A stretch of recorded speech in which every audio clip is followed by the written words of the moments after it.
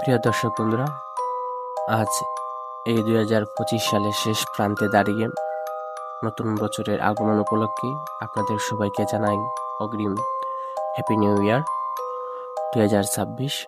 তো 2026 সাল খুব শীঘ্রই আমাদের সামনে। তো এই 2025 সালটা হয়তো সবার জন্য ভালো কাটেনি, আবার অনেকের জন্য খুব ভালো কেটেছে। তো যাই হোক, এই 2025 সালটা কিছু কিছু মানুষের জন্য খুব ভয়াবহ এবং অনেক মানুষের জন্য অনেক ভালো কেটেছিল।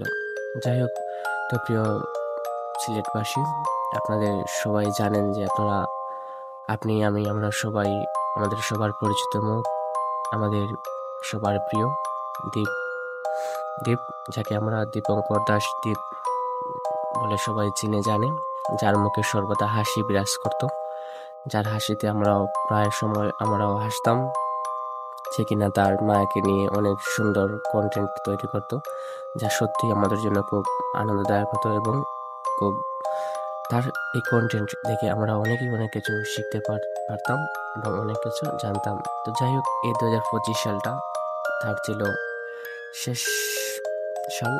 2025 সালে উনি ইহলোক থেকে পরলোক গমন করেন মাত্র 21 বছর বয়সে।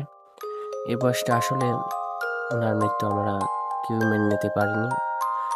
জানি না, এটা তো বিধাতার বিধান, উনি কখন কি করেন কি না করেন আমরা কি জানি না, এবং মৃত্যু এটা অনিবার্য, সেটা আপনি আমি সবাই সবার জন্য এটা মৃত্যু বরণ অবশ্যই করতে হবে।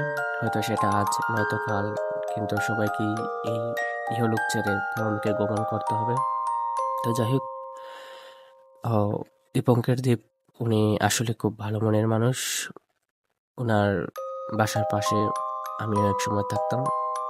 তো যাই হোক, ওনার সাথে বেশ কয়েকদিন হয়তো চলাফেরা করেছি, যতটুকু জেনেছি আসলে ওনার খুব ভালো মনের মানুষ ছিলেন। ওনার মতো মানুষ আসলেই পাওয়া খুব কঠিন, যে সর্বদা আমাদের তার হাসি দিয়ে আমাদেরকে হাসিয়ে তুলতো। তো যাই হোক, এটা কি আর বলবো, ঈশ্বরের সবই ইচ্ছা, ওনার ইচ্ছা মতোই যা খুশি উনি তাই করেন। আজ আমি আছি, কাল নাও থাকতে পারি, এটাই ভাবি। আর ওনার মৃত্যুর পর থেকে যেন বিশেষ করে আমাদের যুব সমাজ বা আমরা যারা যারা এই বয়সে আছি, আমরা অতটুকু তো জ্ঞান ধারণ লাভ করতে পারতেছি যে আজ আমি আছি, কাল নাও থাকতে পারি, তাই না?